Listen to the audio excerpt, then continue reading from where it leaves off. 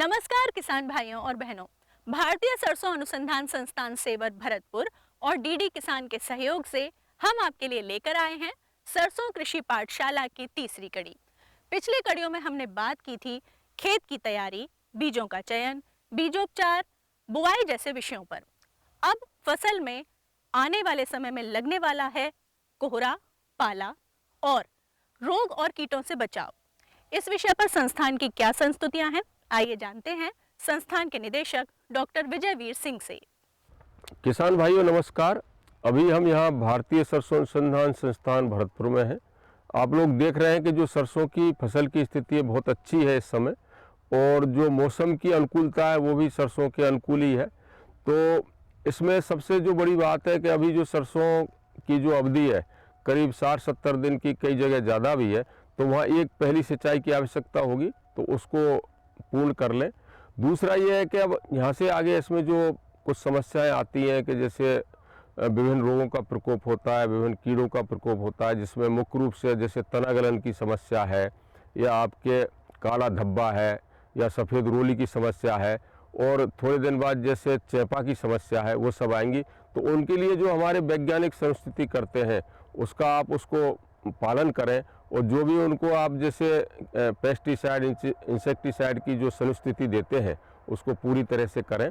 इस समय पूरे भारत देश की अपन बात करें तो उसमें सरसों का जो रकबा है इस बार बढ़ने की पूरी गुंजाइश है, और मौसम ने साथ दिया और अनुकूल रहा तो निश्चित रूप से जो उत्पादन है वो भी पूरे देश में अच्छी तरह से बढ़ेगा, और जो उत्पादकता है वो भी बढ़ेगी। क्योंकि हम पिछले साल से देखें, अगर 10 साल का वो देखें तो 10 साल में बड़ी उल्लेखनीय प्रगति इसमें हुई है, और सरसों का जो उत्पादन है करीब 12.6 मिलियन टन तक पहुंच गया है। तो इस बार हम ये आशा कर रहे हैं कि इस बार भी उत्पादन उस रिकॉर्ड को तोड़ेगा। इसमें सबसे बड़ी बात यह है कि जो सरसों की फसल है उसका जो पूरा कंट्रीब्यूशन है हमारे जो खाद्य तेल में है, 12 मिलियन टन हम पूरे देश में खाद्य तेल की उपलब्धता है, और उसमें करीब 34 से 35% अकेली जो सरसों है उसका कंट्रीब्यूशन रहता है। तो एक प्रमुख रबी की तिलहनी फसल है, और देश की जो अर्थव्यवस्था है उसमें इसका बड़ा योगदान है। तो इसमें मेरा अभी इस समय ये कहना है कि वैज्ञानिकों से निरंतर संपर्क करें। अगर आपके इसमें खेत में या आपकी फसल में कोई भी इस तरह का रोग होता है, कोई कीट का प्रकोप होता है, क्योंकि ये एक बड़ी महत्वपूर्ण अवस्था है, तो उस पर जो वैज्ञानिक संस्तुतियाँ देते हैं उसका पूरी तरह से पालन करें, जिससे कि फसल को बचाया जा सके और आपका उत्पादन बढ़ सके। धन्यवाद सर। आने वाले समय में अपनी फसल को कोहरे और पाले से कैसे बचाएं, जिससे कि फसल में नुकसान कम से कम हो या बिल्कुल ना हो। आइए इस विषय पर जानते हैं डॉक्टर ललित कृष्ण मीना जी से ये विशेष जानकारी। डॉक्टर साहब नमस्कार। नमस्कार। आपके फार्म पे तो सरसों की फसल इस समय तो बहुत अच्छी चल रही है। हाँ, लेकिन अब कोहरा होने लगा है। बिल्कुल। तो ये बताइए पहले हमारे किसान भाइयों को कि जो ओस है, कोहरा और पाला, इन तीनों की अवस्था क्या होती है, और इसको कैसे आप वैज्ञानिक तौर पे देखते हैं? जब सर्दियों के समय सूर्य की किरणों के कारण जी, जब सतह पर, पत्तियों पर या जमीनी सतह पर जो पानी है वो वाष्प के रूप में जब वातावरण में ऊपर उठ जाता है जी, और वही पानी जब रात्रि के समय संघनन क्रिया द्वारा जो तरल पदार्थ में कन्वर्ट हो जाता है उसे हम ओस कहते हैं। यानी कि वो हमारे किसान भाई जानते हैं कि सुबह सुबह पत्तियों पे जो पानी की बूंदें हैं वो तो ओस है।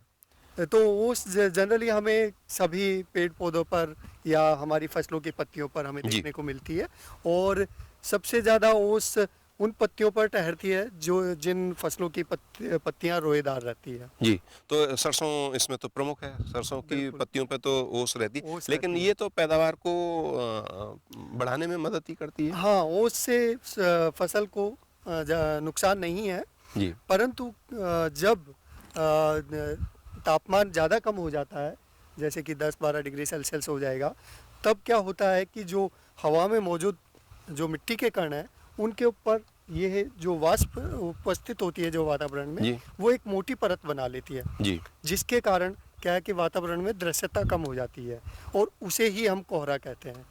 और ये तो हमारे उत्तर भारत में डॉक्टर साहब सबसे बड़ी समस्या है। सबसे बड़ी समस्या है अभी।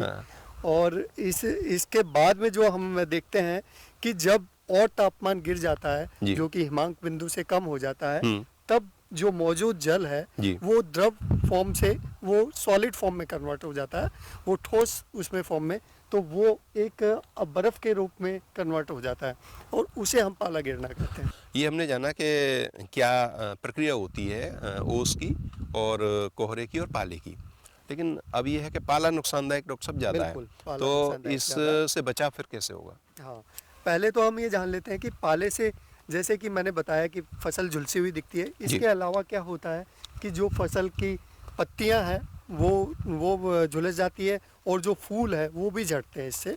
और जैसे अगर किसी फसल में फल लग रहे हैं तो वो मुरझा जाएंगे या झड़ जाएंगे। और जो अगर दाने बन रहे हैं फसल में तो दाने बनने की प्रक्रिया बंद हो जाती है, या जो दाने हैं वो सिकुड़े हुए बनेंगे।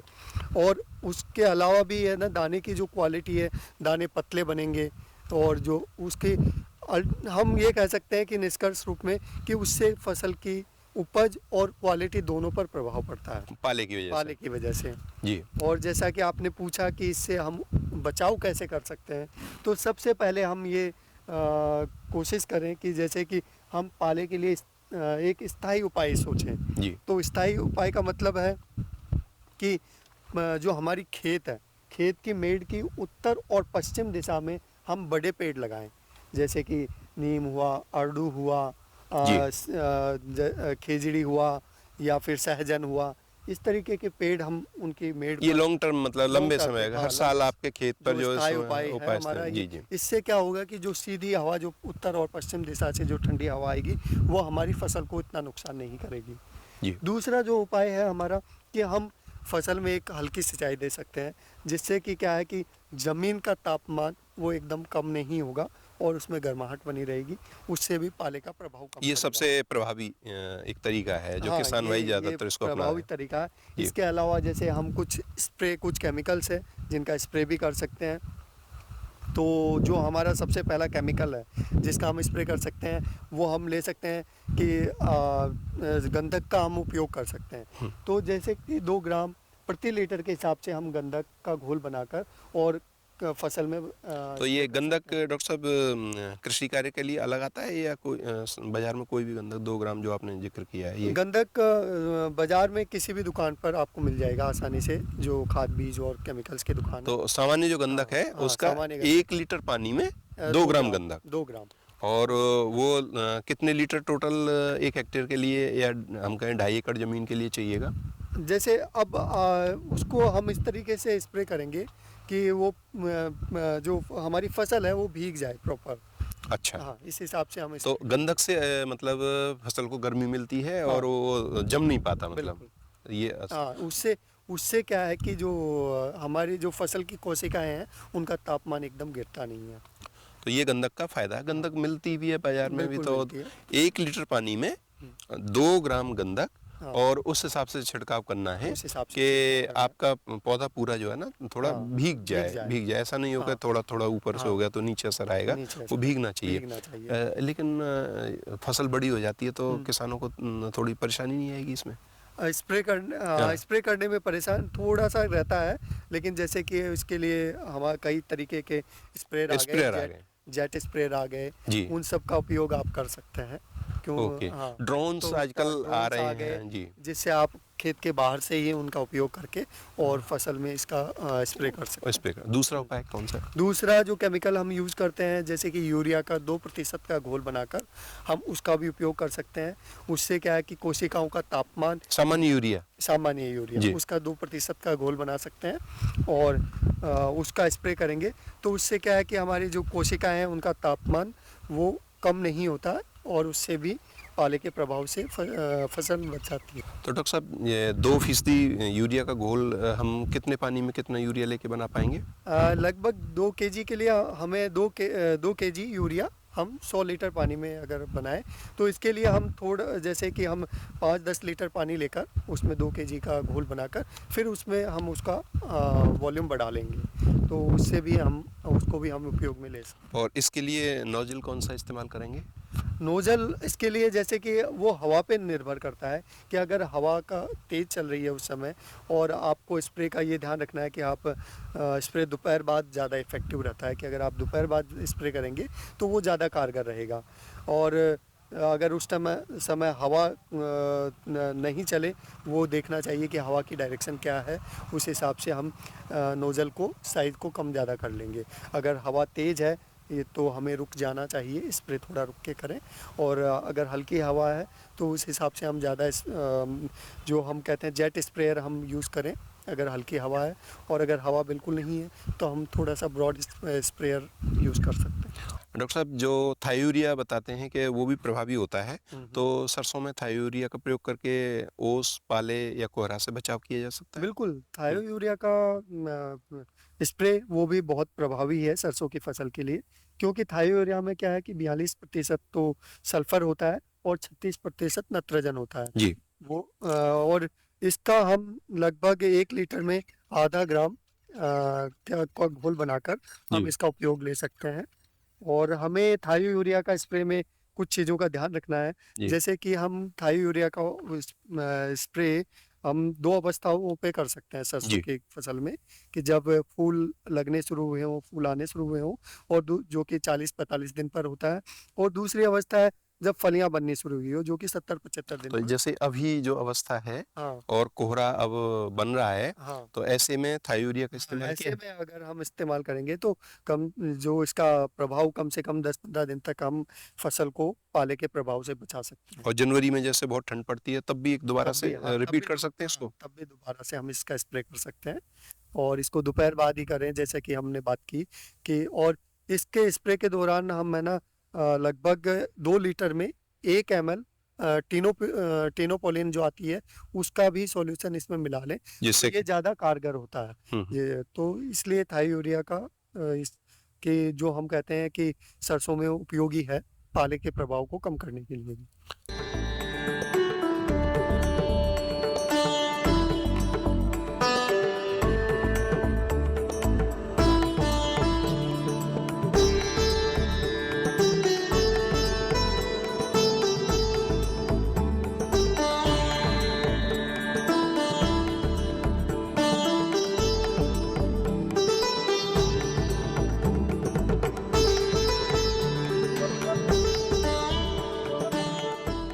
इसी प्रकार फसल का रोगों से बचाव भी आवश्यक है।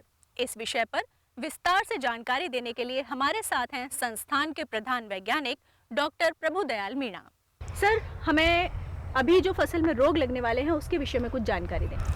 देखिए, इस समय जो रोग विशेष रूप से जो मुख्य रोग है सरसों का वो है तना गलन रोग, जो कि स्क्लोटीनिया स्क्लोशीरम फंगस से पैदा होता है। और जो आने वाला समय है, चाहे दिसंबर का आखिरी सप्ताह हो या जनवरी का पहला सप्ताह हो, उसमें हल्की बरसात होने की पूरी संभावना रहती है। लेकिन ये रोग जब पनपता है तो फूल जब झड़ना शुरू होते हैं और फूल खेत में होते हैं, तो उस समय खेत में जब अधिक नमी होती है तो उस नमी में फूलों को, पंखुड़ियों को खाने के लिए इस जो काले काले दाने जो जिनको हम बीजाणु बोलते हैं, इसके स्क्लोशिया हम साइंटिफिक वे में उसको बोलते हैं, वो उगना शुरू होते हैं और उग के वो नीचे माइशीलियल जाल फैला के और बीमारी को फैलाने का काम करते हैं। और दूसरी तरीके से वो अपने एपोथीसिया जर्मिनेट करके और उसमें से एस्को स्पोर्स रिलीज करके और बीमारी को फैलाने का काम करते हैं। इस तरह से 2 तरह से ये बीमारी इस फफूंद से फैलती है। अब हम किसान भाइयों को हमेशा इस बात की सलाह देते हैं कि दिसंबर के जो आखिरी पखवाड़ा है, मतलब 15 दिसंबर से और 15 जनवरी के बीच में खेत में सिंचाई नहीं करनी चाहिए। अमूमन देखते हैं कि दूसरा पानी किसान इस समय लगाते हैं, जो कि नहीं लगाना चाहिए। अगर ज़्यादा किसान इस पानी को लगाते हैं तो ये बीमारी फैलने की ज़्यादा संभावना रहती है। दूसरा इसका जो मुख्य कारण है वो है अधिक नाइट्रोजन का प्रयोग। अगर खेत में ज़्यादा नाइट्रोजन का इस्तेमाल किया गया है तो ये बीमारी अधिक फैलती है। बीमारी शुरू में आप देख सकते हो कि पौधों पर जो पत्तियां हैं उन पत्तियों पे भूरे भूरे से स्पॉट बनते हैं, धब्बे बनते हैं, और वो धीरे धीरे पत्ती को गला के और गलाना शुरू करते हैं। और धीरे धीरे जैसे कि ये देख सकते हो, ये पत्ती को गला दिया और ये सफ़ेद सा जाल सा धीरे धीरे दूसरी पत्तियों पे फैलता है, पूरे पौधों पे फैल जाता है, फिर तने को गलाता है और पूरे तने को गला के मार देता है। इस तरह से ये पैदावार को लगभग 40% तक नुकसान पहुंचाता है। इस बीमारी से बचने के लिए हम किसानों को ये सलाह देंगे कि इस समय आप बाविस्टीन का स्प्रे कर सकते हैं, जिसके लिए 1 ग्राम 1 लीटर पानी में घोल बना के और पौधों पर अच्छी तरह, मतलब मैं ये कहूँगा कि फूलों के ऊपर भी अगर उसका स्प्रे हो तो जो पंखुड़ी जाएगी तो उस पर दवाई रहेगी, तो उस पर वो पनप नहीं पाएगा बीमारी और फैलने से रुकेगा। तो बाविस्टीन का स्प्रे इसके लिए आपको बीमारी को रोकथाम के लिए उचित रहेगा। इस बीमारी के शुरुआती लक्षण क्या होते हैं? मैंने जैसे आपको बताया कि शुरुआती लक्षण पत्तियों पे आते हैं और पत्तियों पे देखा कि बुरे स्पॉट से बनते हैं और वो स्पॉट उसको गला देता है, उसको छेद हो जाता है उसमें और धीरे धीरे वो फैलता है। तो ये प्रारंभिक लक्षण है। उसके बाद में ये बीमारी तने पे चले जाती है, तने को गला के उसको पौधे को मार देता है। तो किसान भाइयों, जैसा कि अभी हमें संस्थान के प्रधान वैज्ञानिक डॉक्टर प्रभुदयाल मीणा जी ने बताया कि इस समय पर हमें दूसरी सिंचाई नहीं करनी है, साथ ही फसल पर बाविस्टीन का छिड़काव भी करना है। आप यदि इन उपचारों का ध्यान रखेंगे तो जरूर फसल में आपको फायदा होगा। तना गलन की तरह ही सरसों की फसल में लगने वाला एक और रोग है जिसका नाम है सफेद रोली। ये रोग भी फसल को बहुत नुकसान पहुंचाता है। इसके विषय में विस्तार से जानकारी लेते हैं संस्थान के वैज्ञानिक डॉक्टर नीतीश रत्न भारद्वाज जी से। डॉक्टर साहब, इस रोग की क्या पहचान है और इससे बचाव के क्या उपाय हैं? हमें कुछ जानकारी दीजिए। नमस्कार किसान भाइयों, जैसा कि आपको पता है कि इस वक्त आपकी सरसों की फसल खेत में खड़ी है और इस वक्त जो मौसम की परिस्थितियां हैं वो लगभग दिन का जो तापमान है हमारा 20 से 23 डिग्री के आसपास और रात का जो तापमान है वो 8 से 10 डिग्री सेल्सियस रहता है और सुबह सुबह थोड़ा कोहरा भी पड़ रहा है। तो ऐसी परिस्थितियों में जो सरसों में जो सबसे जो घातक जो रोग इस वक्त आता है वो है सफ़ेद रोली। सफ़ेद रोली जो रोग है वो काफ़ी ज़्यादा नुकसान पहुँचाता है। तो इसकी जो पहचान है कि आप देखोगे कि सरसों का तो जो पौधा होता है उसमें जो नीचे से जो दूसरा या तीसरा पत्ता होता है उस पे ऊपर की सतह पर हल्के हल्के गोलाकार रंग के पीले पीले धब्बे से दिखते हैं। जैसे उस पत्ते को आप मोड़ के देखोगे तो उस पे नीचे की तरफ उन्हीं गोलाकार धब्बों के एकदम नीचे आपको सफ़ेद रंग के फफोले से दिखाई देंगे। तो इस तरह से आप पहचान जाते हो कि जो आपकी फसल में जो सफ़ेद रोली जो रोग है उसकी जो शुरुआत वो है होगी है। और ये जैसे जैसे इस सीज़न में तापमान थोड़ा 10-15 दिन ऐसे ही रहेगा तो ये जो धब्बे हैं ये नीचे वाले पत्तों से स्टार्ट होके हमारे जैसे जैसे फसल हमारी बड़ी होती है तो ऊपर वाले पत्तों पे भी ये फैलते रहते हैं। और जब हमारी फसल पकने पे आ जाती है तब उसमें एक जो हमारी जो फली होती है उस पे जो सफ़ेद रोली का जो प्रकोप होता है वो उसमें क्या होता है कि जो हमारी फली जो है सरसों की पूरी तरह से मुरझ जाती है और बहुत ज़्यादा फूल जाती है, जिसको हम जिसको बारहसिंगा भी बोलते हैं। इस बारहसिंगे के कारण क्या होता है कि हमारी जो सरसों की जो या तो हमारी फली बनती नहीं है उसमें, या फिर अगर आपको फसल जो फली जो बन भी जाती है तो उसमें जो दाने होते हैं वो बहुत ही ज़्यादा छोटे आकार के होते हैं, जिसके कारण जो तेल की जो मात्रा वगैरह जो है उसमें कम हो जाती है और किसानों को काफ़ी ज़्यादा नुकसान जो है वो पहुंचता है। जी डॉक्टर साहब, तो इस बीमारी से कोई बचाव के उपाय भी हैं क्या? इसके लिए कोई दवा भी है? जी, इसमें क्या है कि किसान में जैसे मैंने बताया कि अभी का जो मौसम है वो बहुत ही ज़्यादा अनुकूल है इसकी सफ़ेद रोली के रोग प्रारंभ होने के लिए। तो जैसे मैंने बताया कि इस तरह के जैसे निचली सतह पे आपको जो सफ़ेद रंग के धब्बे अगर दिखाई दे रहे हैं तो आप समझ जाइए कि आपके इसमें सफ़ेद रोली रोग आ गया है। और जैसे ही आपको इस रोग के लक्षण दिखाई दें तब आप रिडोमिल MZ ये नाम से एक दवाई आती है उसका 2.5 ग्राम दवा प्रति लीटर पानी की दर से आप छिड़काव कर सकते हैं। और अगर आप प्रारंभिक अवस्था में इस रोग को रोक लोगे तो जो बाद में जाके जो फली पे जो बारहसिंगा बनता है वो नहीं बनेगा। तो इसलिए जैसे आपको ये अगर इस तरह के लक्षण दिखाई दे रहे हैं तो आप इस रिडोमिल MZ का छिड़काव कर दें, तब जिससे काफ़ी हद तक जो आपकी फसल में जो सफ़ेद रोली का जो नुकसान होता है उससे बचा जा सकता है। तो डॉक्टर नीतीश रत्न भारद्वाज जी से अभी हमने जाना सफ़ेद रोली रोग के विषय में, क्या है इसके लक्षण और क्या है इससे बचाव के उपाय। यदि आपकी भी फसल में ये रोग आ रहा है तो आप इन बचाव के उपायों को अपनाएं और अपनी फसल को ज़रूर बचाएं।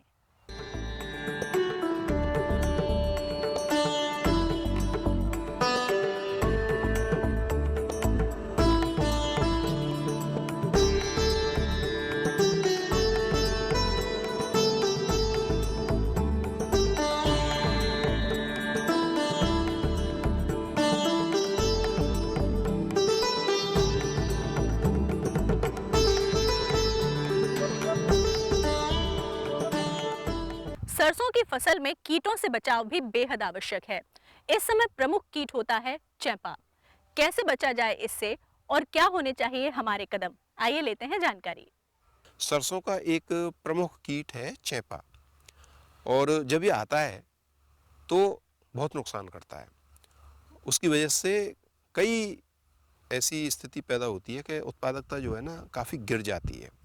तो इस चेपा की पूरी जानकारी आप तक होना चाहिए कि कैसे वातावरण में इसका बढ़ोतरी होती है, किस तरीके से इसको नियंत्रित किया जा सकता है, और इसके दूरगामी प्रभाव फसल पे क्या-क्या हो सकते हैं। इसके लिए आज हमारे साथ में भारतीय सरसों अनुसंधान संस्थान सेवर के प्रधान वैज्ञानिक डॉक्टर अशोक कुमार शर्मा जी हैं। तो डॉक्टर साहब जी, चेपा के बारे में डॉक्टर साहब बताइए कि अभी तो स्थिति ऐसी है कि कहीं देखने में नहीं आ रहा है, लेकिन कब से इसका प्रकोप जो है ना दिखाई देने लगता है? देखिए, चेपा कीट सबसे महत्वपूर्ण कीट है। अगर हम इस फसल की बात करते हैं, राई सरसों की, जी। तो सारे जो सरसों उगाने वाले क्षेत्र हैं पूरे भारत में, वहाँ पर इस कीट का प्रकोप होता है। और कई लोग स्थानीय भाषा में इसको कई नाम से जानते हैं, जैसे आपने कहा चेपा है, लेकिन किसी जगह पे इसको मोयला भी बोलेंगे, माहू भी बोलेंगे, लाई भी बोलेंगे, तेला भी बोलेंगे, अलग अलग नाम से इसको जानते हैं जो हमारे किसान भाई। जी। और इसका जो मुख्य प्रकोप होता है, ये देखिए करीब दिसंबर के अंतिम सप्ताह से शुरू होता है और मार्च तक ये कीट सक्रिय रहता है। अगर मौसम की हम अनुकूलता की बात करें तो जब थोड़ा कम तापमान होता है, यानी कि 8 से 18 डिग्री सेंटीग्रेड तक तापमान हो जाए, जी। 60 से 80% तक रिलेटिव ह्यूमिडिटी सापेक्ष आर्द्रता हो जाए, और जब ये बादल युक्त मौसम होता है तब इसका प्रकोप बहुत अधिक होता है। और ये उस अवस्था में तीव्र गति से वंश वृद्धि करता है। तो जैसे आपने जिक्र किया कि बादल बदली अगर है तो जी। ज़्यादा बढ़ होगी। जी बिल्कुल, ये तीव्र गति से वंश वृद्धि करता है। तो शुरुआत में इसकी कीट की एक विशेषता होती है कि ये जो बाहरी पंक्ति होती है, जैसे कि अगर आप ये देख रहे हैं, तो पहले इन पंक्तियों पे आएगा, अच्छा, किनारे किनारे आएगा, किनारे किनारे के यहाँ से रुक के वंश वृद्धि करेगा, फिर अंदर वाली में जाएगा। यानी कि ये लाइन है, ये पहले प्रभावित होगी। सबसे ज्यादा ये कह सकते हैं कि सेंसिटिव जी। तो ये आएगा। तो किसान भाइयों को ये चाहिए कि वो अपने खेतों का निरंतर निरीक्षण करते रहें और ये देखें कि अगर कहीं 2-3 पत्तियों पे है तो 10 दिन के अंतराल पे करीब 2-3 बार जो ग्रसित टहनी है उनको तोड़ दें और मिट्टी में दबा दें, तो इनकी वंश वृद्धि कम होगी। और फिर ये क्या करेंगे कि अपना वहाँ पे जो आगे इसका फैलाव नहीं जी। इनके साथ में ये है। दूसरा क्या है, ये कई बार जब तीव्र प्रकोप हो जाता है, इनका बहुत ज्यादा वंश वृद्धि हो जाती है, हमारे किसान भाइयों ने अगर इस पे ध्यान नहीं दिया तो ये पूरे पौधे को ढक लेते हैं, ग्रसित करते हैं, पौधा सूख जाता है, पैदावार में कमी हो जाती है, करीब करीब देखा 8 से 10% तेल की मात्रा में कमी हो जाती है, और 80-90% तक अगर बहुत जल्दी ये आ गया पूरी फसल में, फूल की अवस्था में, किसानों ने ध्यान नहीं दिया तो बहुत ज्यादा इसके अंदर नुकसान होता है। तो ये किसान भाइयों के लिए बहुत महत्वपूर्ण है। जैसा मैंने कहा कि निरीक्षण वो जरूर करते हैं। आपने एक जिक्र किया था डॉक्टर साहब कि दिसंबर के अंतिम सप्ताह से लेकर के मार्च तक का जो महीना है वो इसकी लाइफ साइकिल है सरसों की फसल पे। जो मुख्य जो नुकसान होता है, देखिए फरवरी के बाद तो कटने लग जाता है। जी। मार्च में जैसे तापमान बढ़ता है तो कुछ देरी की बुआई वाली फसलें होती है, उन पर रह के फिर चला जाए। मुख्य इसके नुकसान का जो समय होता है वो दिसंबर अंतिम सप्ताह से लेके आप जनवरी लास्ट तक के ये मान के चलिए, क्योंकि उस समय आपके फूल बनते हैं, उस समय फलियां बनती है, तो फूल से और फलियों से रस चूस के पौधे को पूरी तरह से कमजोर कर देता है। और कई बार जब ज्यादा होता है तो एक तरह से हनी ड्यू और निकालता है, काला काला से जी। वो पूरे पौधे को ढक लेता है। उससे क्या होता है कि आपकी प्रकाश संश्लेषण की क्रिया बंद हो जाती है, तो जब भोजन नहीं बनेगा तो पौधे के अंदर विकास नहीं होगा, उसकी पैदावार नहीं होगी। इसका इस तरीके का जीवन चक्र रहता है, ये मौसम रहता है। और सबसे बड़ी बात यह है इसके अंदर है कि लापरवाही से ये आपके पूरे खेत में फैलेगा। कि अगर मौसम अनुकूल है, तो ठंडा है, बादल युक्त है मौसम है, तो उस समय ध्यान रखें कि अगर 2-4 पौधों पे आता है तो पूरे खेत में तुरंत फैल जाएगा अगर आपने ध्यान दिया। यानी कि अगर शुरुआत में जैसे पहली लाइनों पे ये आता है तो उसमें आप देखेंगे 10 दिन के अंदर उसको जिन जिन जगह चिपका हुआ है वहाँ तोड़ तोड़ के आप नष्ट करें। 10-5 दिन में देख लें, अगर वो बढ़ रहा है तो हमारे किसान भाई उसको तोड़ लें। जैसे आपने ये तोड़ा है, पत्ती अगर मान लीजिए इस पे ग्रसित है तो आप इसको तोड़ के अपना मिट्टी में एक नीचे दबा देंगे, तो ये आगे फैलेगा।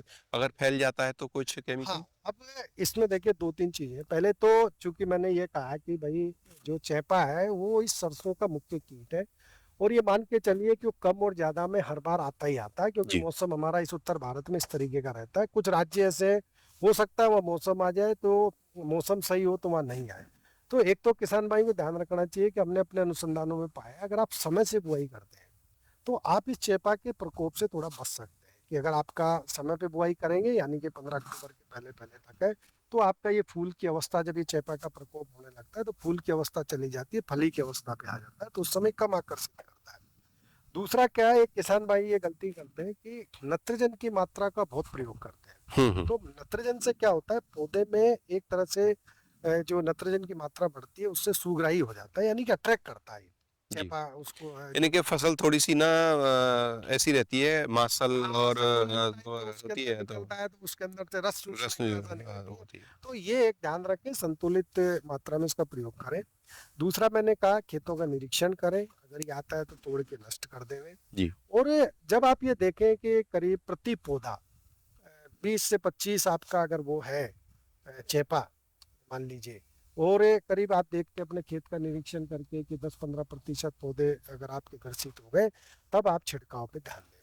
अच्छा। और छिड़काव के लिए जब आप केमिकल छिड़काव करते हैं तो देखिए नीम का जो तेल होता है 2% उसका आप छिड़काव कर सकते हैं जी। साथ के साथ। अगर आप केमिकल का छिड़काव की बात करते हैं तो ऑक्सीडिमेटोन मिथाइल है 25 पाए सांद्रण की आती है, या डाइमेथियोट है 30 पाए सांद्रण की आती है। तो आप उसको 1 लीटर दवा को करीब 600 से 800 लीटर पानी के अंदर मिला के, क्योंकि जैसी आपकी अवस्था है उस हिसाब से अगर छोटी फसल है तो 600 लीटर पानी में काम चल जाएगा, आप बड़ी हो गई है तो 800 लीटर पानी में काम चल जाएगा। तो 1 लीटर को 600 से 800 लीटर इन दवाओं को डाल के आप छिड़काव कर सकते हैं। उसके अलावा एक थायोमिथॉक्सम है जिसको आप 0.1% मतलब 0.1 ग्राम प्रति लीटर की दर से भी छिड़काव कर सकते हैं।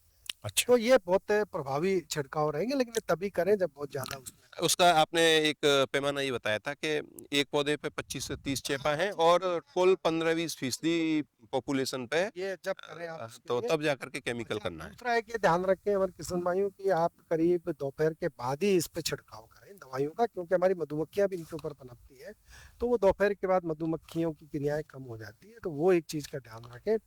आज की कड़ी में बस इतना ही। अगली कड़ी में कुछ और महत्वपूर्ण जानकारियों के साथ होगी आपसे पुनः भेंट। तब तक के लिए नमस्कार।